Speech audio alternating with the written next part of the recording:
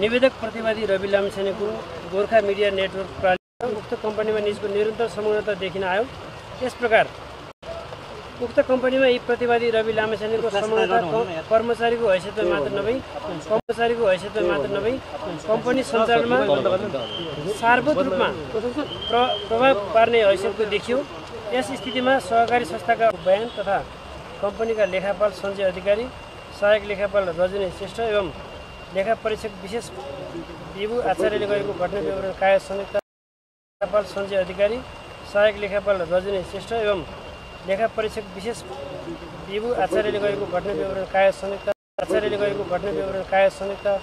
तत्काल प्राप्त प्रमाणबाट यी प्रतिवादी आरोपित कसुरका कसुरदार रहेनछन् भनी विश्वास गर्न सकिने गरे। उक्त कर्जा प्रवाहमा आफ्नो कुनै संलग्नता नभएको र सम्पूर्ण आर्थिक कारोबार प्रतिवादी जीवी राई र रवि लामिछानेले गरेको भनी बयानमा जिकिर दिएको भए तापनि मिति 77/7/2 को सञ्चालन समितिको बैठकमा यी प्रतिवादी छविलाल जोशी संस्थापक सञ्चालनको हैसियतले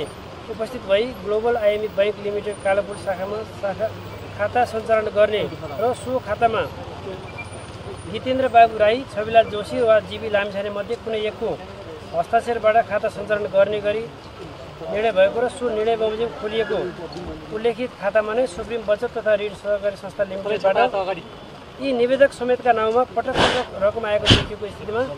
सहकारी संस्थाबाट कम्पनीमा रकम आएको बारेमा आफूलाई केही थाहा जानकारी नभएको भन्ने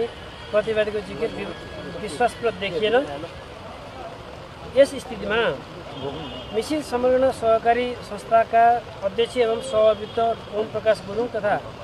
सहअभियुक्त कुमार रम्तेल एवं कम्पनीका लेखापाल सञ्जय अधिकारी, सहायक लेखापाल रजनी श्रेष्ठ एवं लेखा परीक्षक विशेष विभु आचार्यले गरेको घटना विवरण कायद समेतका तत्काल प्राप्त प्रमाणबाट यी प्रतिवादी आरोपित कसुरका कसुरदार रहेनछन् भनी विश्वास गर्न सकिने मनासिब आधार देखिन आएन। तसर्थ ताङ अदालतबाट निवेदक प्रतिवादीहरू रवि लामिछाने र छविलाल जोशीलाई पछि प्रमाण बुझ्दै जाँदा ठहरे बमोजिम हुने गरी पूर्वपक्षका लागि थुनामा राखी मुद्दाको कारबाही र किनारा गर्ने गरी भएको मिति 81/12/22 को आदेश विरुद्धको नदेखिँदा बदर गरिरहनु परेन कानुन बमोजिम गर्नु। साथै बहसका क्रममा विद्वान नायब महाधिवक्ता र जाहेरवालाका तर्फबाट उपस्थित विद्वान वरिष्ठ अधिवक्ता एवं अधिवक्ताहरूले उच्च अदालत तुलसीपुर बुटवल इजलासबाट आदेश गर्ने मान्य न्यायाधीशहरू उप सामाजिक सञ्जाल एवं अन्य सञ्चार माध्यममा लाञ्छनापूर्ण र अशोभनीय टीका टिप्पणी गरेको भनी इजलासलाई अवगत गराउनु भएकोले सोतर्फ यस इजलासको गम्भीर ध्यानाकर्षण भएको छ। अदालतबाट भएका आदेश एवं फैसलाहरू उप स्वच्छ र रचनात्मक टिप्पणीहरू सदैव अपेक्षित नै हुने भए तापनि नियोजित ढङ्गले न्यायाधीशहरूको मान मर्यादा गर्ने र जनमानसमा भ्रमपूर्ण सन्देश प्रवाह गर्ने प्रकृतिका क्रियाकलापबाट न्याय सम्पादनको कार्यमा अनपेक्षित अवरोध अब्स्ट्रक्सन अफ जस्टिस हुन जाने भएकोले त्यसतर्फ संवेदनशील रहन सबै पक्षका लागि यो आदेश जारी गरिदिएको छ भन्ने आज आदेश भएको अवस्था छ।